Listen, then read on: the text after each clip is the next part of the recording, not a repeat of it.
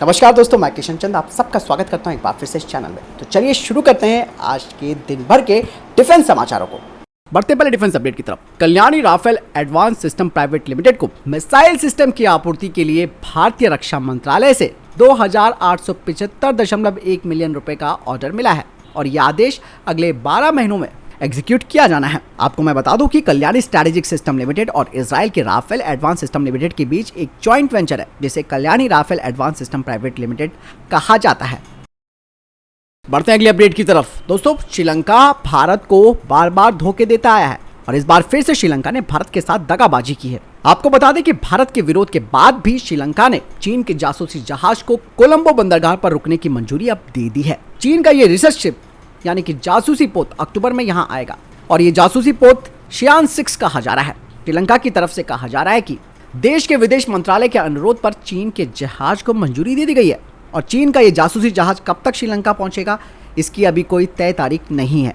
लेकिन चाइना की तरफ से यह ऐलान किया गया था अभी हाल ही में। शियान 6 जो कि एक वैज्ञानिक रिसर्च जहाज है जिसमें के 60 लोग रहते हैं, ये वहां पर समुद्र की जांच करेगा और समुद्री पर्यावरण पर कई टेस्ट भी करेगा। इससे पहले दोस्तों भारत ने श्रीलंका के हबनटोटा बंदरगाह पर चीन के जासूसी जहाज युआंगवांग 5 का विरोध किया था। लेकिन दोस्तों यहाँ पर श्रीलंका चाइना को चाहते हुए भी नहीं रोक पा रहा है क्योंकि इसके पीछे की वजह जो श्रीलंका ने कर्ज ले रखा है ना चीन से वो है और हबनटोटा बंदरगाह 100 साल तक अब चाइना के पास रहेगा। तो इसका पूरा फायदा चाइना उठा रहा है और भारत चाहे कितना भी विरोध कर ले लेकिन श्रीलंका कहीं ना कहीं अपनी संप्रभुता को गिरवी रख चुका है। लेकिन ये भारत के लिए एक बहुत बड़ी टेंशन इसीलिए है क्योंकि यहाँ से चाइना भारत की जासूसी कर सकता है। इसलिए भारत को भी यहाँ पर कुछ इस तरीके के काउंटर मेजर्स तैनात करने होंगे जो कि चाइना के इस रिसर्च वेसल की जो पहुंच है उसे रोक सके।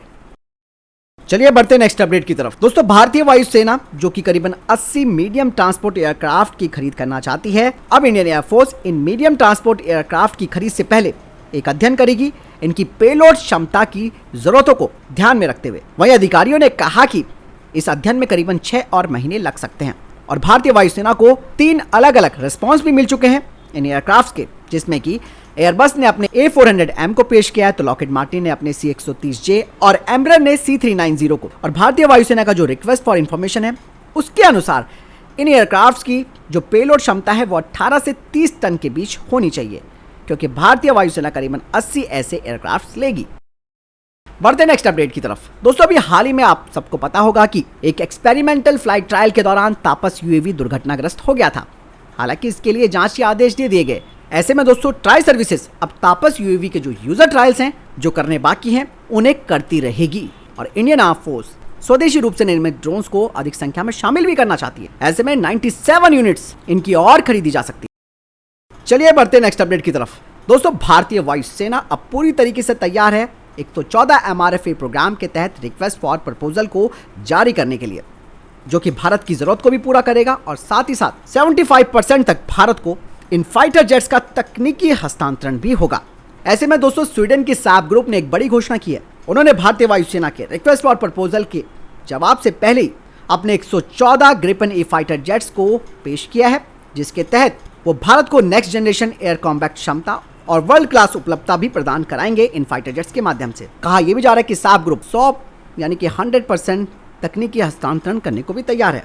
लेकिन दोस्तों डिफेंस एक्सपर्ट्स का कहना है कि इंडियन एयरफोर्स जो कि 36 राफेल एयरक्राफ्ट को इस्तेमाल कर रही है और नेवी के लिए भी 26 राफेल मरीन एयरक्राफ्ट आने वाले हैं। तो ऐसे में राफेल F4.1 स्टैंडर्ड भारतीय वायुसेना के लिए सबसे बेहतर ऑप्शन हो सकता है। यानी कि MRFA टेंडर के लिए जो रिक्वेस्ट फॉर प्रपोजल भारतीय वायुसेना जारी करने वाली है इससे एक और मतलब साफ हो जाता है कि जो अतिरिक्त तेजस मार्क 1A के ऑर्डर्स किए जाने हैं जो कि 100 की संख्या में होंगे वो भी कम पड़ रहे हैं। इसीलिए MRFA की तरफ ही भारतीय वायुसेना को आगे बढ़ना पड़ रहा है। चलिए बढ़ते नेक्स्ट अपडेट की तरफ। दोस्तों, CRPF के द्वारा नए शामिल किए गए 6 व्हील आर्मर्ड MVVS प्लेटफॉर्म्स की कुछ तस्वीरें उन्होंने जारी की है जिन्हें कि CRPF के 110 बटालियन जो कि पुलवामा में तैनात है वहां पर डिप्लॉय किया गया है।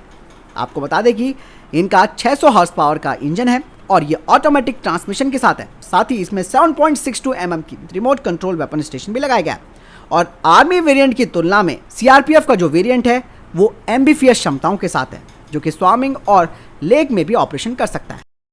बढ़ते हैं नेक्स्ट अपडेट की तरफ। दोस्तों कहा जा रहा है कि भारतीय नौसेना अब 26 राफेल मरीन डील को बहुत ही जल्द ही फाइनल करने वाली है, जिसके लिए भारत सरकार फ्रांस की सरकार को एक लेटर ऑफ रिक्वेस्ट भी भेजने वाली है और 26 राफेल मरीन फाइटर जेट्स के लिए फाइनेंशियल कोर्स भी भारत को उपलब्ध कराए जाएंगे, जो कि बॉट ऑफ द शेल्फ होगा। लेकिन ये कहा जा रहा है कि ये डील 2024 के जनरल इलेक्शन के बाद ही साइन की जाएगी। कहा यह जा रहा है कि अगर भारतीय नौसेना और इंडियन एयरफोर्स संयुक्त रूप से राफेल खरीदे तो इनकी कीमत कम हो सकती है, लेकिन भारतीय नौसेना अकेले ही इन्हें खरीदेगी। इसीलिए वो फ्रांस के साथ इनकी फास्ट डिलीवरी को लेकर भी बातचीत कर रही है। इसके अलावा ट्रेनिंग भी तेजी से हो, जिसमें कि भारतीय नौसेना के पायलट्स को फ्रांसीसी नौसेना के पायलट्स ट्रेन करेंगे जब तक भारत के पास ये फाइटर जेट नहीं आ जाता है। बढ़ते नेक्स्ट अपडेट की तरफ। भारतीय सेना ने 2000 बसें खरीदने के लिए एक रिक्वेस्ट फॉर इंफॉर्मेशन जारी की है। भारतीय सेना अपनी मोबिलिटी को और ज्यादा एनहांस करने के लिए type 3 ACX medium capacity standard वाली ट्रूप कन्वेंस के लिए 2000 बसें खरीदेगी। सेना की परिवहन आवश्यकताओं को पूरा करने के लिए आरामदायक बसें उपलब्ध कराने के लिए संभावित विक्रेताओं के लिए ये RFI जारी की गई है। इस खरीद का उद्देश्य मैदानी और पहाड़ी इलाकों में पक्की सड़कों सहित विभिन्न इलाकों में सैनिकों को ले जाने की भारतीय सेना की क्षमता को बढ़ाना है। RFI के अनुसार ये बसें 2x2 कॉन्फ़िगरेशन में 40 से 50 यात्रियों की बैठने की इनकी क्षमता होनी चाहिए। इसके अलावा इनमें BS4 टर्बोचार्ज डीजल इंजन लगा होना चाहिए और साथ ही इसमें 4x2 मैनुअल ट्रांसमिशन जो कि एंटी लॉक ब्रेकिंग सिस्टम के साथ हो वो होना चाहिए। इसके अलावा इलेक्ट्रॉनिक ब्रेक डिस्ट्रीब्यूशन इसमें होने चाहिए। इसके अलावा इसमें नेविगेशन और इंफोटेनमेंट की सुविधा होनी चाहिए। कोल्ड स्टार्टिंग क्षमता होनी चाहिए, यानी कि -10 डिग्री सेल्सियस से 45 डिग्री सेल्सियस तक के तापमान में इंजन सुचारू रूप से ऑन होने में सक्षम होना चाहिए। इसके अलावा ये ट्रांसपोर्टेबल भी होने चाहिए, यानी कि IL-76 और C-17 जैसे परिवहन विमानों के द्वारा इन्हें ले जाया जा सकता हो।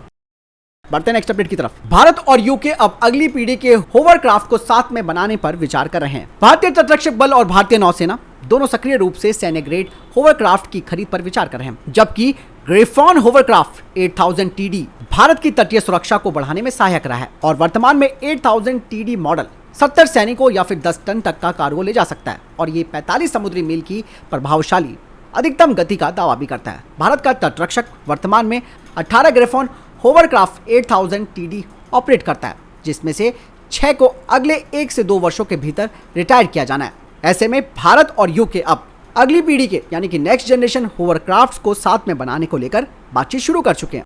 बढ़ते हैं नेक्स्ट अपडेट की तरफ। कुछ खबरें ये आ रही हैं कि चाइना अरुणाचल प्रदेश में दावा जताने के लिए अधिक से अधिक गांवों को अरुणाचल प्रदेश की सीमा पर बसा रहा है। आपको बता दें कि चीन पूर्वी क्षेत्र पर विशेष ध्यान दे रहा है और सक्रिय रूप से अपनी इन बस्तियों का निर्माण कर रहा है, जिन्हें चीनी भाषा में जियाओकांग कहा जाता है। तिब्बती स्वायत्त क्षेत्र में लगभग 628 बस्तियों की पहचान की गई है, जिसमें तवांग और तुलुंगला जैसे क्षेत्र पर विशेष ध्यान दिया गया है। तवांग और तुलुंगला दोनों ही महत्वपूर्ण रणनीतिक और धार्मिक महत्व रखते हैं। चाइना दोस्तों 2017 से ही इन बस्तियों को एक बफर बनाने और निगरानी क्षमताओं को बढ़ाने और क्षेत्रीय दावों को मजबूत करने के लिए इन्हें तैनात कर रहा है। हालांकि विशेषज्ञ और अधिकारी इन विकासों को यानी कि इन डेवलपमेंट्स को गांव के रूप में लेवल करने की प्रति सावधान रहते हैं, क्योंकि चीन अपने क्षेत्रीय दावे को आगे बढ़ाने के लिए ऐसी शब्दावली का उपयोग करता है जिसमें कि सलामी स्लाइसिंग भी आपने सुना होगा। चीन का 2022 का भूमि सीमा कानून आप सबको याद होगा, जिसके तहत इन बस्तियों के लिए एक कानूनी आधार तैयार किया गया है जो आबादी के पुनर्वास और सीमा पर महत्वपूर्ण बुनियादी ढांचों को बढ़ाने पर जोर देता है। यह घटनाक्रम इन क्षेत्रों में नागरिक और सैन्य उपस्थिति बढ़ाने के चीन के दृष्टिकोण को दर्शाता है। वहीं भारत ने भी अपनी सीमाओं के करीब बस्तियों का निर्माण शुरू किया है। हालांकि यह साफ है कि चीन के प्रयास अधिक मुखर और तेज होते हैं और चाइना वहां पर अपनी ऐसी उपस्थिति स्थापित कर रहा है जो उसके क्षेत्रीय महत्वाकांक्षाओं और क्षेत्रीय स्थिरता पर प्रभाव के बारे में हमारी चिंताएं बढ़ाती। चलिए बढ़ते नेक्स्ट अपडेट की तरफ। आखिरकार इसरो ने सूर्य का अध्ययन करने वाले आदित्य L1 के लॉन्चिंग की घोषणा कर दी है।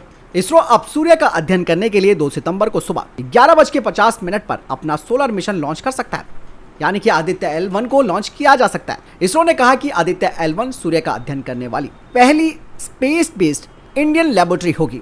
इसे सूर्य के चारों ओर बनने वाले कोरोना के रिमोट ऑब्जर्वेशन के लिए डिजाइन किया गया है और इस यान को श्रीहरिकोटा से PSLV XL रॉकेट से अंतरिक्ष में भेजा जाएगा। आदित्य L1 सूर्य पृथ्वी के लॉन्ग्रेजियन पॉइंट पर रहकर सूर्य पर उठने वाले तूफानों को समझेगा। ये पॉइंट पृथ्वी से लगभग 15 लाख किलोमीटर दूर है। यहां तक पहुंचने में इसे करीबन 120 दिन यानी कि 4 महीने लगेंगे। बढ़ते नेक्स्ट अपडेट की तरफ। दोस्तों कल इसरो ने चंद्रमा के दक्षिणी ध्रुव क्षेत्र से पहली बार सब सरफेस टेम्परेचर रीडिंग का खुलासा किया। चंद्रयान 3 के विक्रम लैंडर पर लगे चास्टे नाम के उपकरण ने चांद के दक्षिणी ध्रुव के बारे में इसरो को एक जबरदस्त जानकारी दी है और इस उपकरण से मिली रीडिंग ने इस बारे में बताया कि चांद की सतह और उसके नीचे के तापमान में काफी ज्यादा अस्थिरता है। जो ग्राफ शेयर किया गया है इसरो की तरफ से, उसमें देखा जा सकता है कि चांद के दक्षिणी ध्रुव की सतह पर तापमान -50 से लेकर -7 डिग्री सेल्सियस तक है। वहीं सतह के 10 सेंटीमीटर नीचे का तापमान -10 डिग्री सेल्सियस है। यह स्थिरता चांद की खोजबीन को लेकर कई नई संभावनाओं के रास्ते भी खोल रही है। चांद की सतह और उसके नीचे के तापमान में इतनी बड़ी अस्थिरता इस बात की ओर भी इशारा करती है कि चांद का सरफेस कठिन वातावरण के प्रति एक संरक्षण की भूमिका निभाता है। इसी वजह से चांद की सतह के नीचे स्थिर तापमान है। चांद के दक्षिणी ध्रुव पर अमेरिका आर्टेमिस मिशन भेजने भी वाला है। ऐसे में यह डाटा अमेरिका के लिए भी काफी महत्वपूर्ण हो सकता है। तो फिलहाल ये थे अभी तक के टॉप डिफेंस और स्पेस अपडेट्स। वीडियो के संबंध में कोई प्रश्न जवाब या आपका कोई सवाल है, कमेंट सेक्शन में लिखकर जरूर पूछ सकते हैं। मिलता हूं नए वीडियो के साथ। चैनल जरूर सब्सक्राइब कीजिएगा, कमेंट जरूर कीजिएगा। जय हिंद, वंदे मातरम।